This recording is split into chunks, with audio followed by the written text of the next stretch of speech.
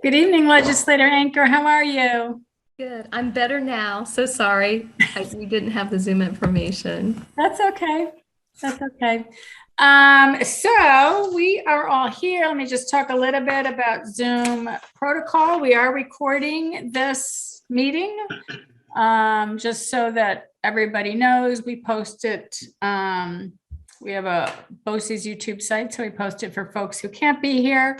We have about 30 people here, a mix of students and board members and staff members. So just to give you a sense of who's in the room, but I am going to turn it over to Bill Miller, our committee chairperson, to kick us off. Okay, well, thank you, Dr. Lutz. Good evening, everyone, and welcome to our virtual meeting by Zoom, November 4th, 2021. We will now pledge allegiance to the flag. Okay, I pledge allegiance to the flag of the United States of America and to the republic for which it stands, one nation, under God, indivisible, with liberty and justice for all. Thank you. Okay. Okay. All right, Dr. Lutz, would you like to do the introduction of the speaker, please? Yes, absolutely. I have the pleasure of being on a task force that Legislator Anker runs. So I'm really honored to be able to tell you a little bit about her before we turn the floor over to her, the Zoom floor. So Suffolk County Legislator Sarah Anker was elected to public office in a special election for the 6th District in March of 2011. She is the daughter of a disabled Navy veteran, has lived in Suffolk County for over 30 years. She is a longtime community advocate, public servant, and working mom with a history of improving her community. She continues to be a strong voice on many issues, including children's health and safety, economic sustainability, land preservation, and environmental protection. After Sarah's grandmother lost her battle with breast cancer, Sarah was compelled to address the staggeringly high breast cancer rate on Long Island.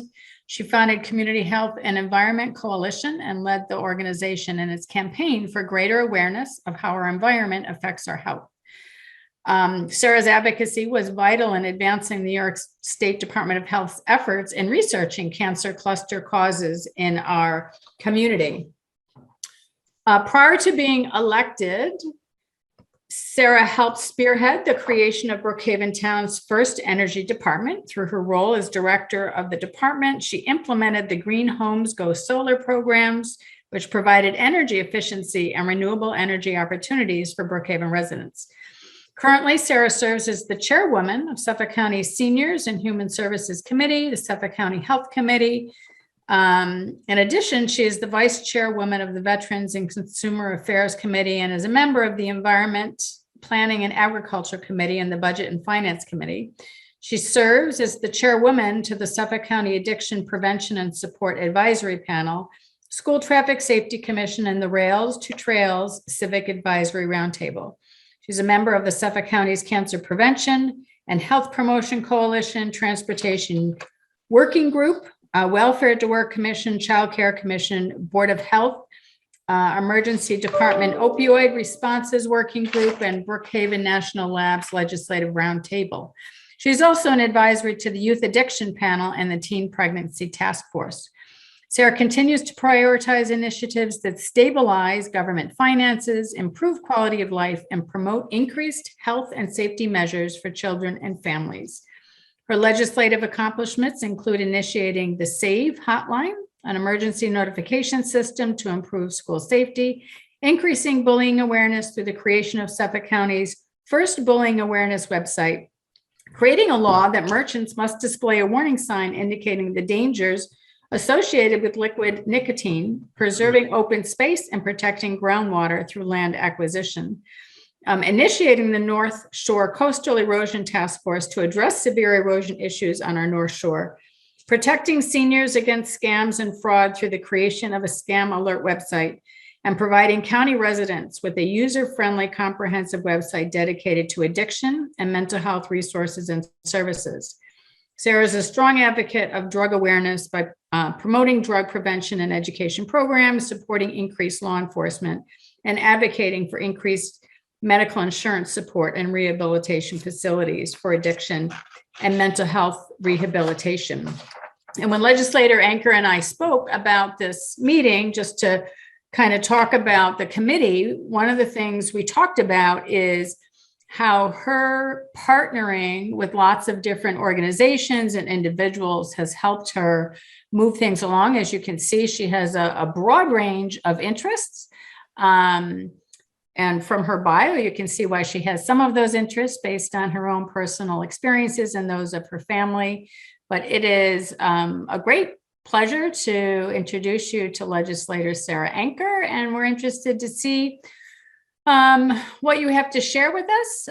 So, you can chat for as long as you want to chat. If you want to take questions during the presentation, that's fine, or we can save them all for the end. So it's totally up to you. Either way, I think all that introduction took up probably most of the time, but but as you can tell, I love getting involved in in projects, initiatives, ideas. I work really well with people that have a passion about what they're doing, whether it's dealing with health issues like cancer, liquid nicotine, and how it's affecting our kids. Julie and I are both on the Opioid Advisory Panel, which is now the Addiction Prevention and Support Panel. And, as representing the education component. And I got to tell you, it is so important that we as government elected officials and also the departments and agencies understand where issues in school and the educational world is. And that component of having Dr. Lutz on the panel is, it provides insight to our police department, our DSS, to the organizations that we work with, LICAD, which is the premier organization for alcohol addiction, drug addiction, because a lot of the issues start when children start when they're in school, especially addiction. So, and that's why that prevention component is really important, and and partnering with the schools. So with all that in mind, it's been an absolute honor to be able to be a legislator for the past 10 years. And, I'll break the ice right now, because I think, as you guys know, unfortunately, I did not get reelected. And it's funny because I'm getting texts, I'm getting emails, and, it's not so much that I haven't done the work, because I love the work. I love doing the work. It was a political wave, and it came through, and it just washed out. I mean, I represent the Democratic Party, and the majority of the Democrats did not get reelected, unfortunately. But you know what? It is what it is. I'm so fortunate to have been able to do so much work for the past 10 years. I have 3 children. They're all in their 20s, and I feel, again, blessed to be able that they're doing well. I'm here to help them as their mom, understanding what it was like as they were growing up, and the educational world. And by the way, I was on the school board in Mount Sinai, and I believe, let's see, your board member, I think he was on here. Mount Sinai board member. Yes, Bob Sweeney. Bob Sweeney. Yeah, I don't see him on here anymore, but maybe he jumped off. But what a wonderful thing to be involved in both the local school district and then now Eastern Suffolk. So I thank all the board members. I thank the administration, the staff, because we need to really look out for the future generation. And if we're going to create good change, it's going to come from those kids as they learn and engage in life. But I just want to say too, though, in thinking about priorities in life and understanding how change, affects everybody, including myself, of course. My sister has just overcome her battle with breast cancer. And my grandmother passed away from breast cancer, and that she was the one, as Dr. Lutz had said, that inspired me to start a not-for-profit, because I did not see people doing anything about it. At the time, and this was probably a good almost 20 years ago, Suffolk County's Newsday had published cancer maps from New York State Health Department, and it showed my hometown, Mount Sinai, in the Coram, Port Jeff Station, Sound Beach. It just went all across the North Shore were breast cancer clusters. And I wanted to do more, and I wanted to make sure that I was doing everything I could to protect my kids and my family. So I started a not-for-profit Community Health and Environment Coalition to address the high issue of cancer, in our area in Suffolk County. And I brought together, nurses, doctors, neighbors, just people that had this interest. And we were able to get the New York State Department of Health to do an investigation. Now, that investigation was not as successful as I was hoping. They used data that had already been collected, and they didn't really come to the community and test the water. They didn't test things that they may not have had in their database. So the data from New York State would be, say, a farmer put down a pesticide. The farmer is supposed to put that in the state registry, and so they, the state would scan the data and see what was used. But they didn't. What if the farmer used something else? What if there was illegal dumping with some chemical? There's so many different types of scenarios that it was unfortunate that investigation could not have been done better. But as we move forward, we really see the impact of how our environment impacts our health. And it has been profoundly understood because of 9/11, when the firefighters, the first responders, were exposed to toxins. And now we see 20 years later, their health effects. So I will continue to be a strong advocate, again, for disease prevention. I've been on the Cancer Prevention Board with the Health Department for probably almost 20 years, both as a legislator and then prior as an advocate, because I'm really into prevention. If there's anything we can do to prevent, like disease or prepare, educate our kids, get them ready, get them aware of what's out there, I'm all for it. So I'm looking at maybe some of the questions you might have for me, and I'll go into. And I just want to stress too, though, our priorities and then, change in life. And again, we all have to deal with that. My sister is doing much, much better. She had surgery. The cancer is gone. She has preventive type of therapy, but thank God she's good. She's my older sister, my mentor in my life.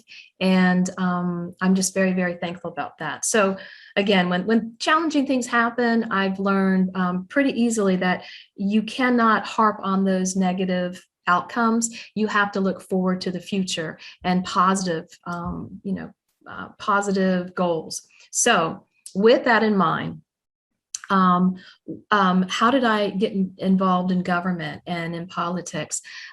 Basically, what happened probably about 25 years ago or so.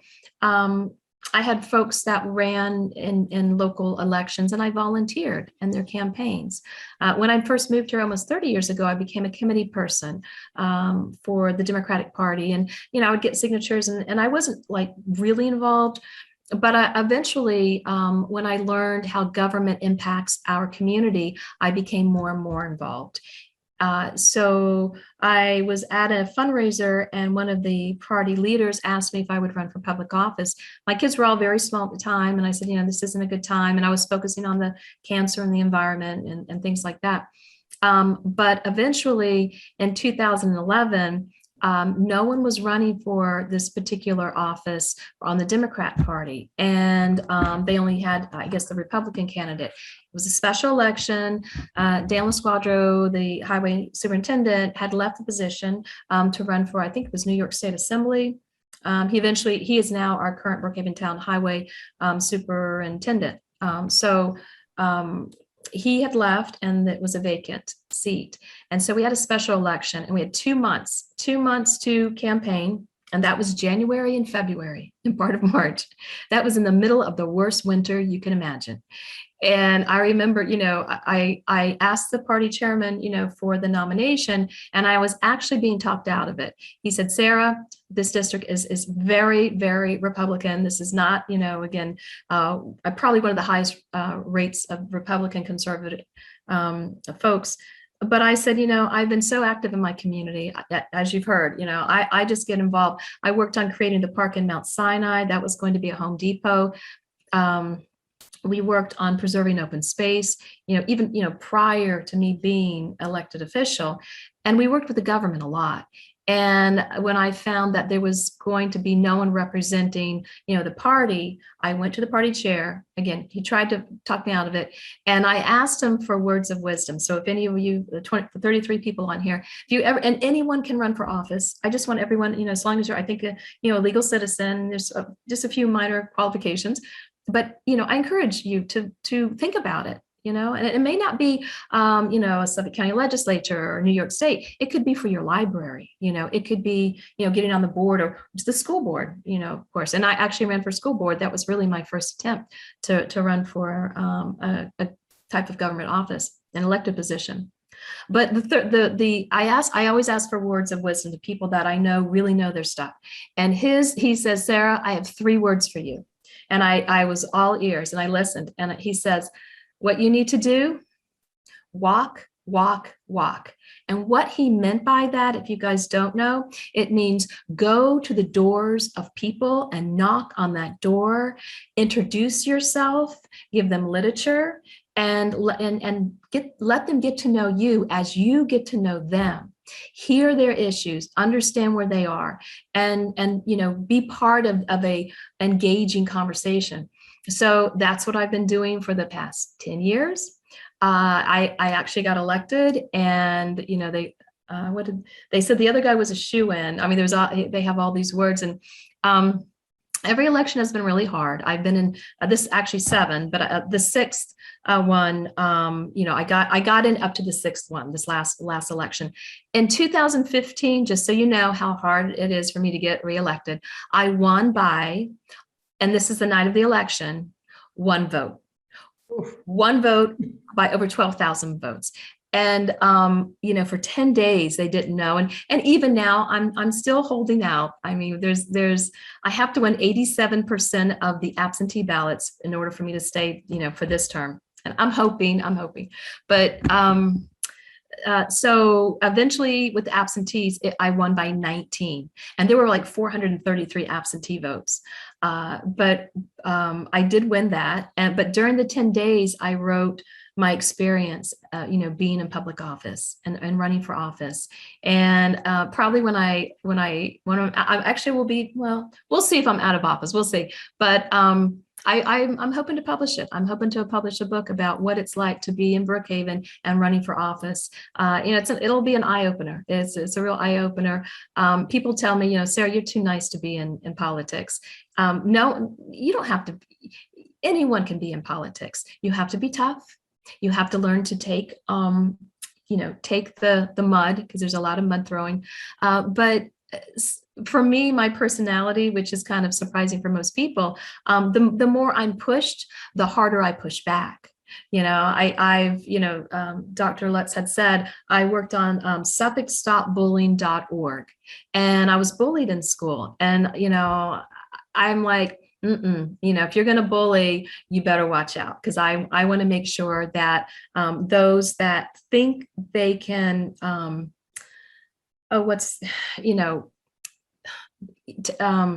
bully people, they think they have power over people, they put them in not a good place.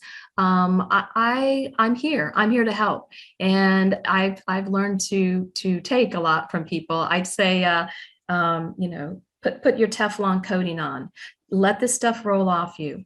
And that's true for just about anything. So, my words of wisdom is, to deal with, negative energy and negative comments. You have to learn to be very tolerant and very patient, but through all that, you still can be respectful.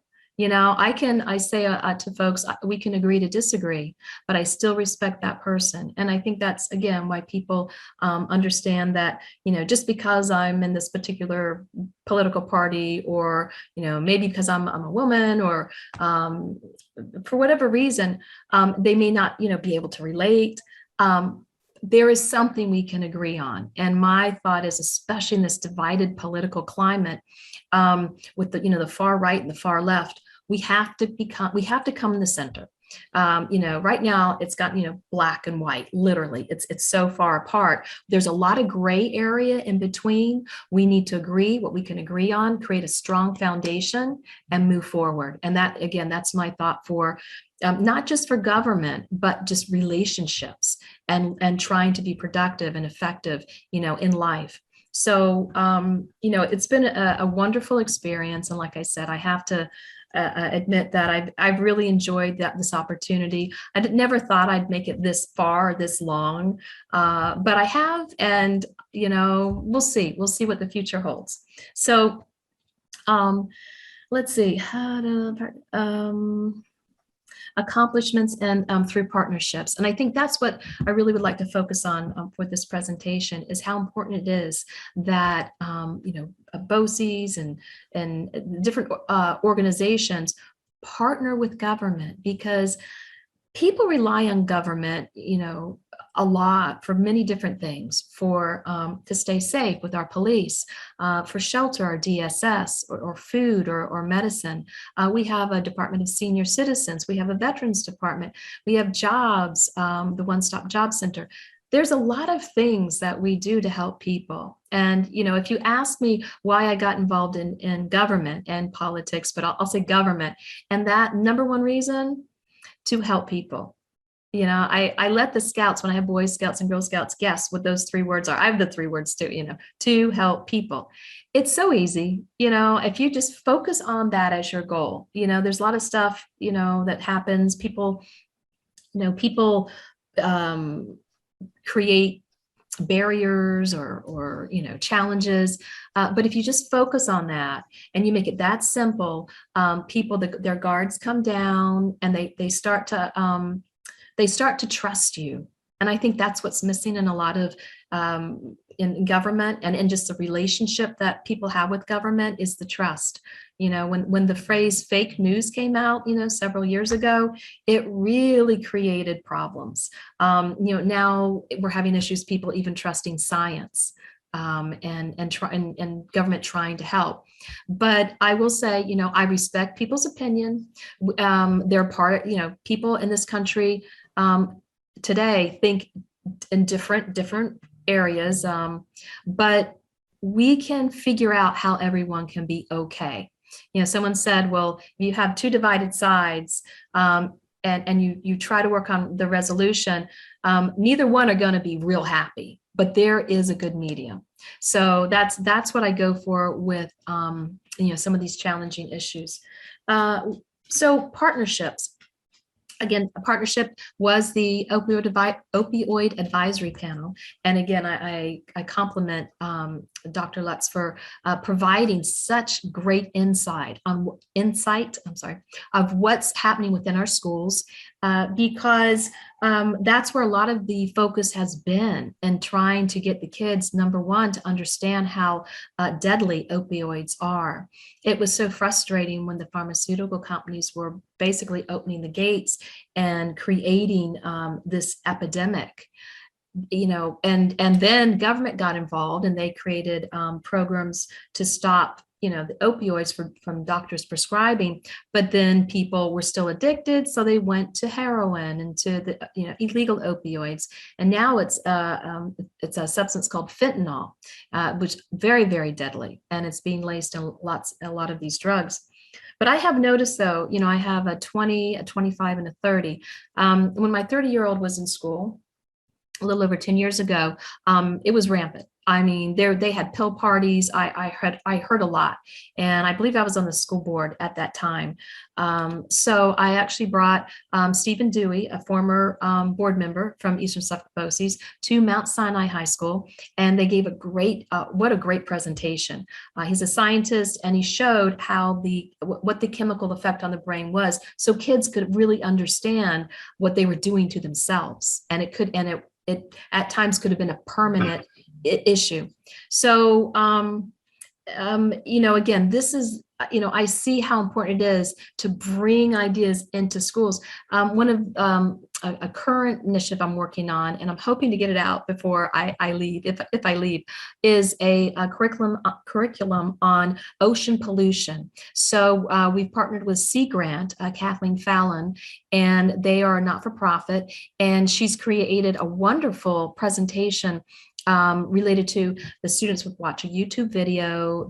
There's questions asked, and then there's projects related to that, and a lot of it, again, having to do with littering and plastics in the water, and the different types of chemicals that are used, and it's a great way for kids to understand what they can do to prevent ocean pollution, and again, that is partnering with the schools. Dr. Lutz had mentioned the Save Hotline, which is a school active violence emergency hotline. That came about probably I think it was about 8 years ago, maybe even 9 years ago. And it was right after Sandy Hook tragedy.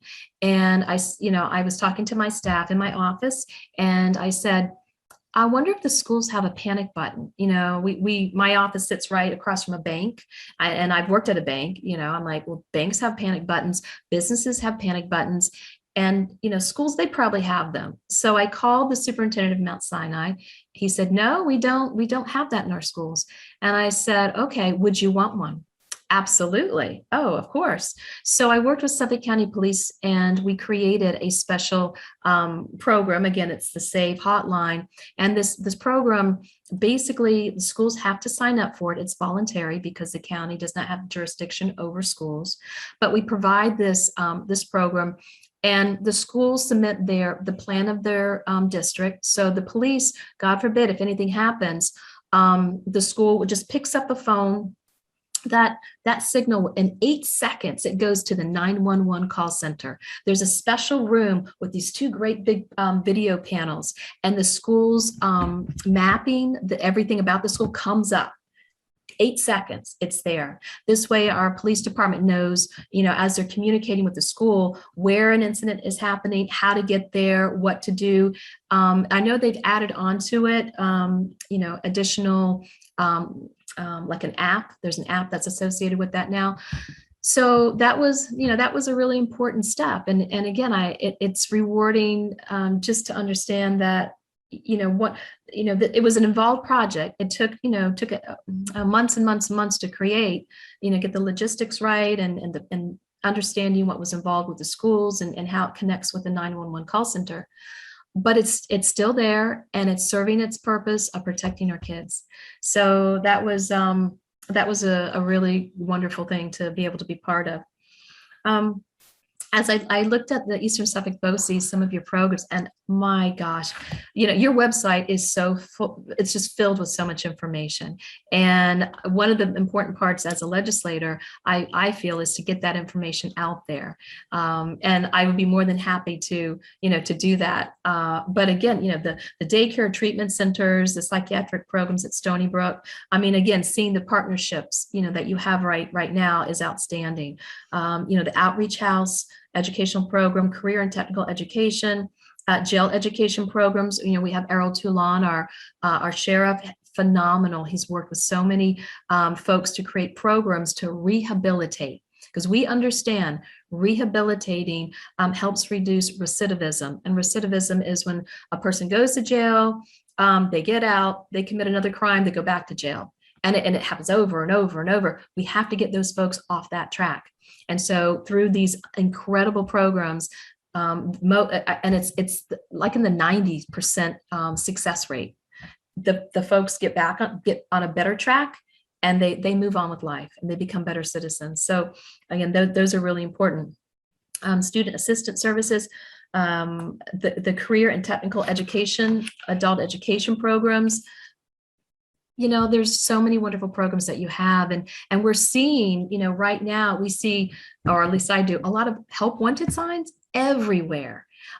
Someone asked me about that today, and they said, Sarah, why are there so many help wanted signs? And I really don't have an exact answer.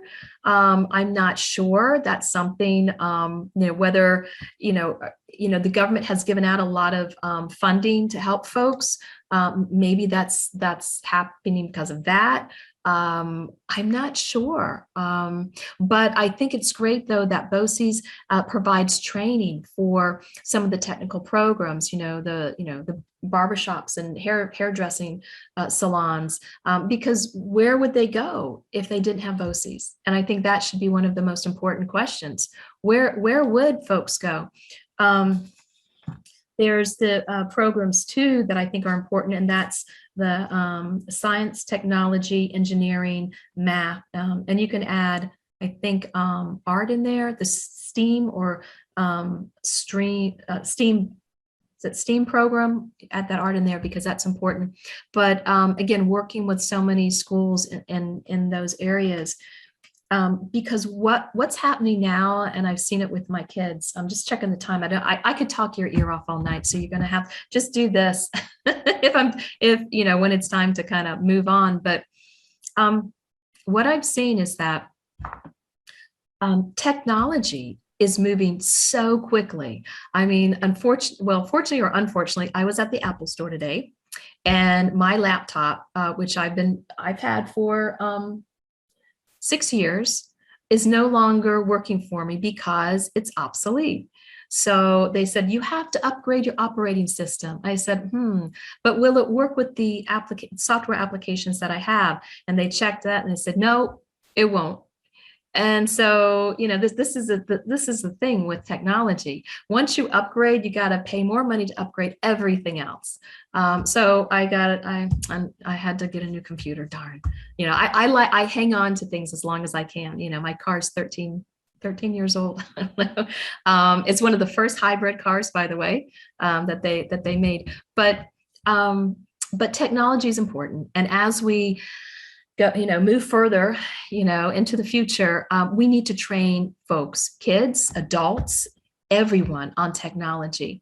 And with these programs that you have, and then working with the school districts that may be a little behind, we need to get them up to where we are right now. So Eastern Suffolk BOCES in general is just doing a great job in making sure you have those types of programs. I didn't see this, but maybe you may have this program, but as the chair of the senior committee, I work a lot with some of the senior communities. And prior to COVID, I asked a group of well over 100 senior citizens from Leisure Village, and that's located in Ridge. And I believe it's one of the largest senior communities in Suffolk County. So I asked them, I said, how many of you go on the computer? And it was maybe 30%. Maybe 35. And that was probably about 8 years ago or so. It wasn't a lot. Since that time, and especially because of COVID, that has increased. But the fear with a lot of the senior citizens is that they're afraid of the scams.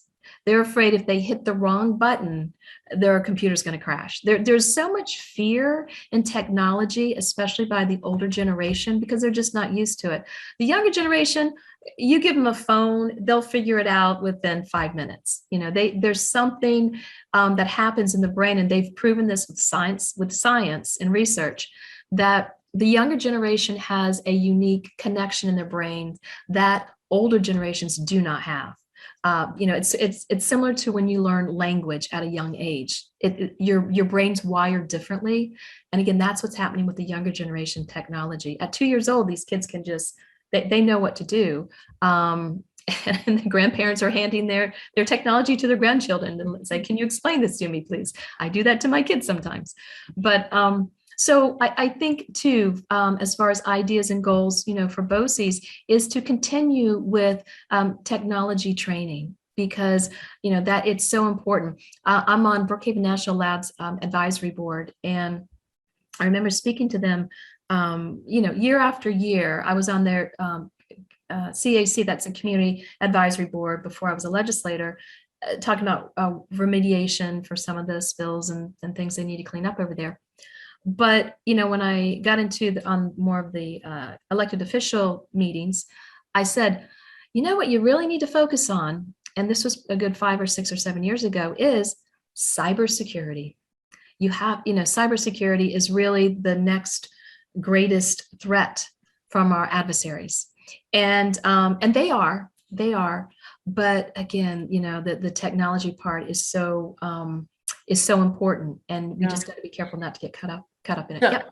So Sarah, I want to leave some time for questions. So if you have questions, I'm going to ask you either to put them in the chat or either to raise your hand if you know how to do that in your box, or unmute, and we'll let you speak. I do just want to, reflect a little bit as I listen to Legislator Anker, kind of describe how she interacts with people.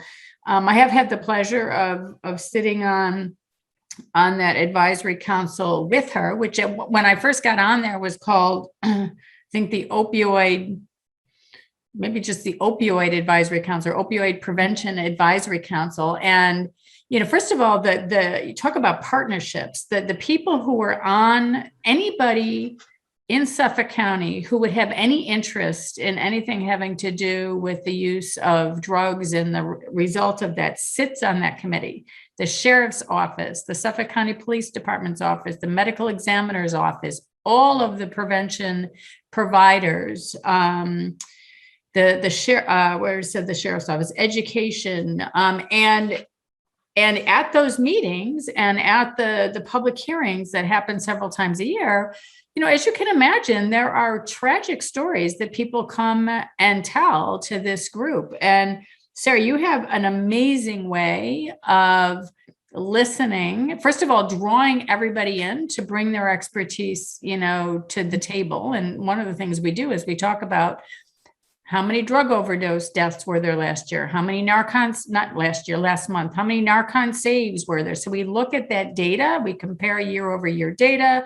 We take a look at, where are the trends? Is it going up? Is it going down? What can we do to, prevent it? So you really do have an amazing skill of drawing people together, but also, of listening to people's tragic stories and connecting them, either with the people in the room or with other resources out there. So it's really been, I've gained a lot of respect in watching you manage really difficult conversations. But let me just pause, because I'm sure there are folks in the room who have some questions for Legislator Anker. So I just want to add to that. So on this panel, there's 30 people on this panel. And like Dr. Lutz had said, they're all, you're talking about the whole spectrum. Police, law enforcement, the courts, we have not on the panel, but, they're in the audience. But I think my goal is to tap into the minds of the experts, bring them together. I believe in cross-pollinating. Like if there's someone over here, police, that needs to talk to you, to talk to the schools, go ahead and talk, whether it's during the meeting or offline, and come up with some good solutions. I know how precious time is to folks, experts in the field, including yourself, Dr. Lutz. I don't want to waste your time. So I try to go right to the most productive conversations we can have. And I think more than two things, a lot of things have come out from the meetings. The police mentioned that they were not able to identify some of the drugs on the medical examiner unless they had this equipment called a mass spectrometer. Suffolk County did not have that for the medical examiner's office. So through forfeiture funding from our county DA's office and police, Suffolk County was able to purchase one of those, and that was a direct result from a conversation during the meeting. So just one example of so many things that we have. And then Suffolk Stop SuffolkStopAddiction.org. Feel free, go on that. That's a website. I'm into technology, but that's something we created to provide resources, because resources are so important. Eastern Suffolk BOCES, you're all about resources. And again, if you can provide that insight and that educational component, you can literally save lives. So again, it's been great. doing that. So we have a question from April Francis Taylor. Thank you for your service thus far. What are your next steps if you remain a legislator or if you move on from this position? Well, I'm hoping to remain, but again, we got to see where things are. I don't think it's hit me yet. Oh, trust me. I'm like, it was a shock, I will say, but you got to understand though, I think it's a wave that hit the entire country. I mean, it wiped out our presiding officer. I mean, he's no longer there. Laura Curran, the county executive for Nassau County, Virginia, it's so there. And I think, and again, why has that happened? I think there was a lack of understanding of the Democratic Party and what the people, what their priorities are or what their concerns are, and that communication wasn't there. It was obviously there was something that was not working. So hopefully we can correct that and move on.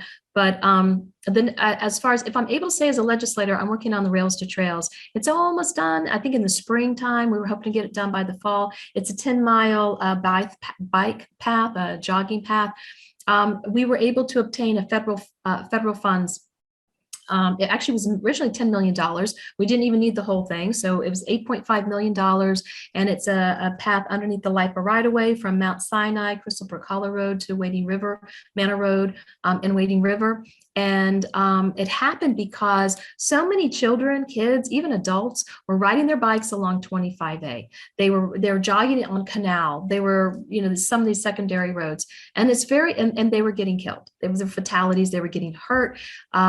So I was hesitant at the beginning because I'm thinking, oh, I don't know, this is a big project, and but I figured this is a safer alternative. Now, is it completely safe? No, because there's a lot of crossroads. You got to stop your bike. You got to stop. You got to, cross streets. We have lots and lots of safety measures. We've got lights, signage, painting on the streets. There are areas, Echo Avenue, that are really busy. So I've met again with New York State and Suffolk County's DPW and Department of Transportation to try to come up with the best way to keep people safer.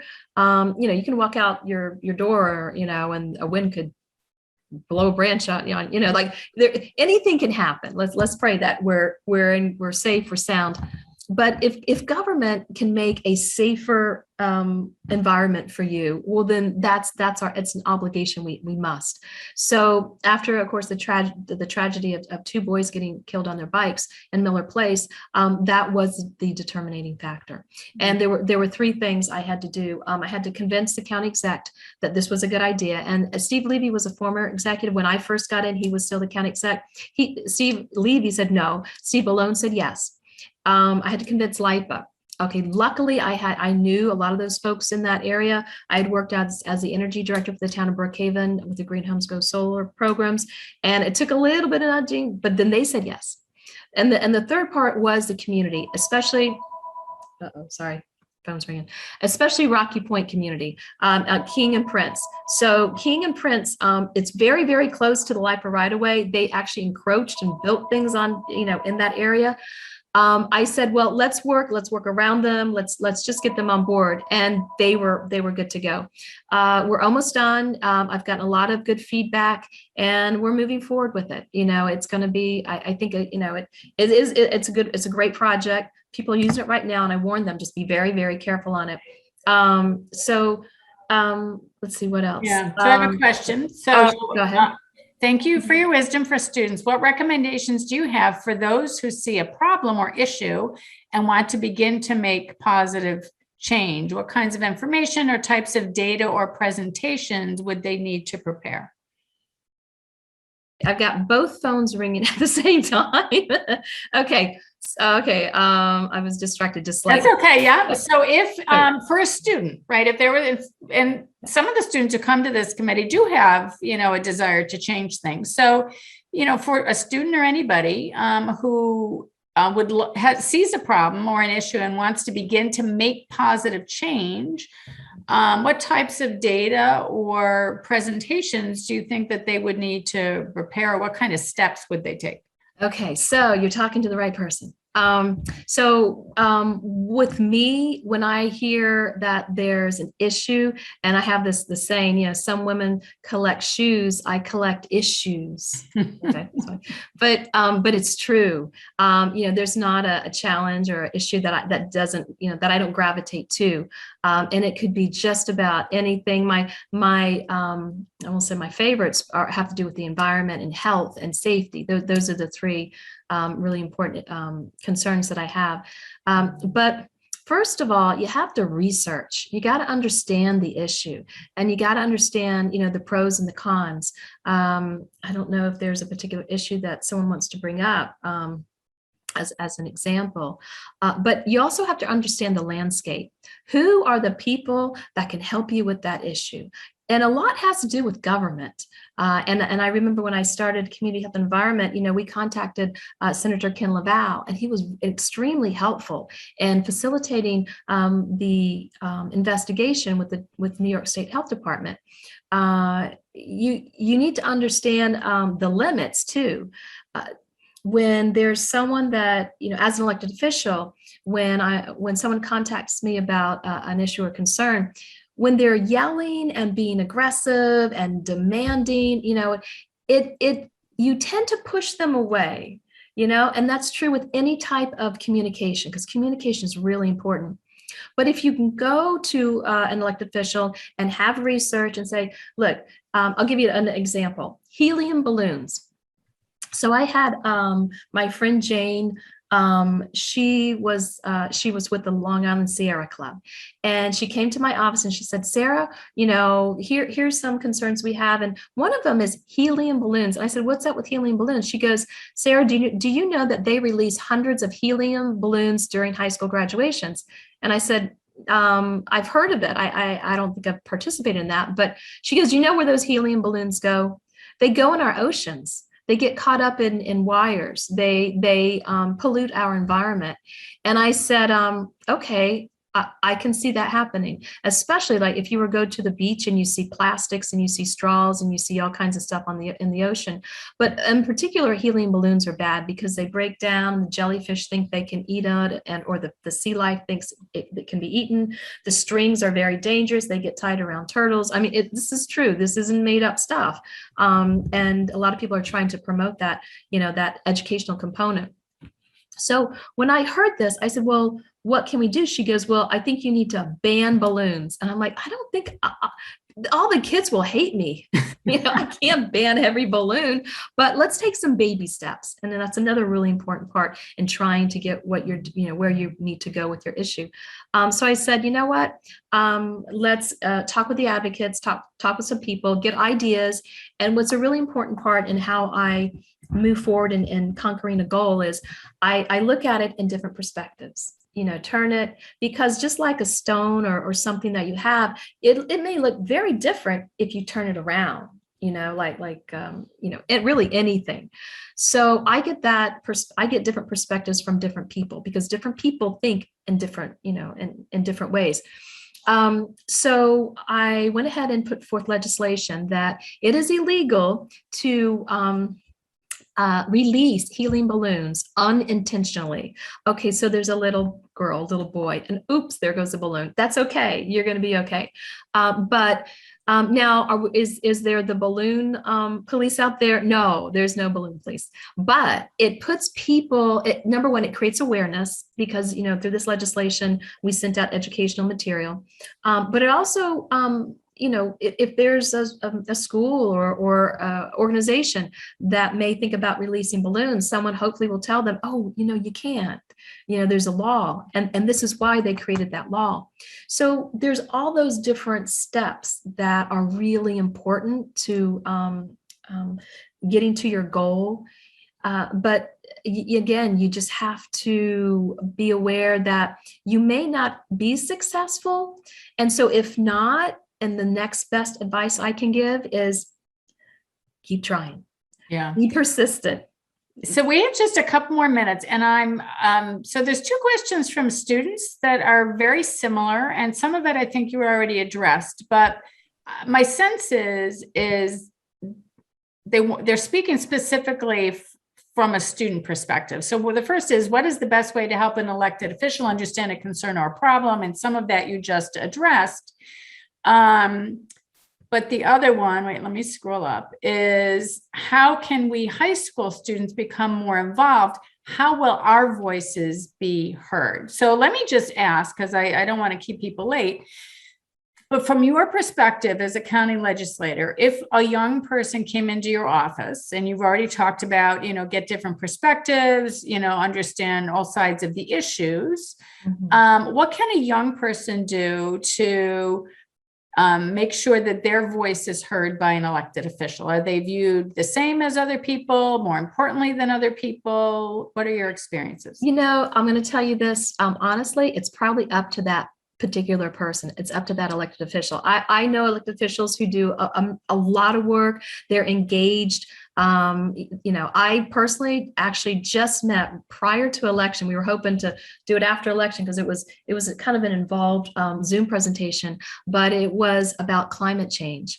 And this young woman, she happens to be good friends with my younger daughter, and she's from Stony Brook. She's in SOMAS, Stony Brook's ocean atmospheric department.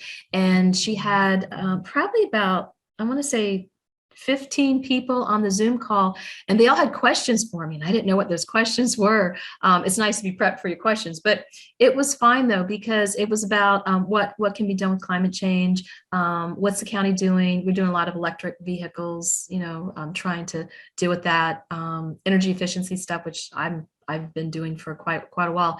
But you can write a letter. It's good to put things in writing. I think you should request a meeting. And you know what, if it's not the elected official, because there's a lot of like senators and Congress people that may not be available, meet with their staff and give the staff ideas about what they can do, because elected officials can't really do a good job. They try to do a job, but they can't do a good job unless they interact with the community. Because remember, elected officials, number one, are public servants. We're here to serve the public. I've met elected officials that are not engaged, but that's really important though. And you know what, if a particular elected official does not want to meet with you or kind of pushes you off, find one that will meet with you. Be persistent. That's really important. All right. So our last question of the night, can you elaborate on why you think it's important for BOCES to be involved with the government? This is from Samantha. Oh, wow. You know what? So people turn towards the government for support, for, again, police for crime, health department to keep our water safe, senior department to provide programs, Meals on Wheels, veterans for veteran services. There's so many resources within government, but government cannot do everything. And what's really important is that government partners, like I had spoken before, with organizations like Eastern Suffolk BOCES. We partner with LICAD with trying to deal with the addiction issue, Vibes for domestic abuse. There are so many, Stony Brook University, with ocean pollution, Long Island Sierra Club. I work with both of those folks. The most successful projects that I've worked on and accomplished have everything to do with partnerships. Rails to Trails, we partnered with LIPA. It's huge. It's, it's that idea came about 50 years ago at a Sound Beach civic meeting, and it was put in the newsletter. And so one of the elderly members of the Civic Association sent me a copy, like a picture of the newsletter. Ideas, are really important, and we can help facilitate those ideas. And I think that's an important job of an elected official. But we need, and I have a lot of ideas. I'm always talking to staff and I'm always talking to people. But if you have a really, really good idea and you feel very compelled and very passionate about that idea, you need to move forward with it. But what's really important too, though, you need to listen I know this is, and it's hard for kids to do this. It's hard for even young adults, because you guys want to go. Okay, if you don't have the answer, you Google it. But you need to listen to other people that are part of that issue. You may not agree with that person. And again, I suggest don't be confrontational, because that shuts people down. But you want to understand the pros and cons, and then move forward from that. So that's my best advice. Thank you very much. I'm going to turn it back to you, Mr. Miller. Good. Well, thank you again, Sarah, for your contributions to Suffolk County, and appreciate you being at our meeting tonight. Can I say, Bill, can I say just one more thing I forgot to mention? So I am a proud alumni of Eastern Suffolk BOCES. I worked for BOCES as the public relations director for both Longwood School District and West Islip, and it was a great experience. I unfortunately I left. I had to leave BOCES, but I went over to be a chief of staff for Councilwoman Connie Keppert at the town of Brookhaven. But again, it was a great experience, and I just want to thank BOCES for providing that for me. So thank you. Okay. Good. Thank Good. you. Thank you. Well, again, in closing, I'd like to wish everyone a happy Thanksgiving. Our next meeting will be on December 2nd, which is almost right around the corner. And we have Dr. John T. Tanacredi from Malloy College. And I believe he'll be talking about the environment. Right. So in thanking you, Legislator Anker, we have a certificate here that we will get to you. If we were in person, we would be handing it to you with a photo opportunity, but instead you're going to get it in the mail. So again, thank you. Thank you for all of your work. Thank you for your energy. One of the comments in the chat also said they hope that the absentee ballots get you what you want, and Godspeed to you. Well, there's a lot of elections to be had in the future. So who knows? I'm not saying, I think that was one of the questions I really didn't get around to answer, but everyone's asking me, are you going to run for another office? And I said, well, I'm kind of in a holding pattern. I'm seeing what's out there.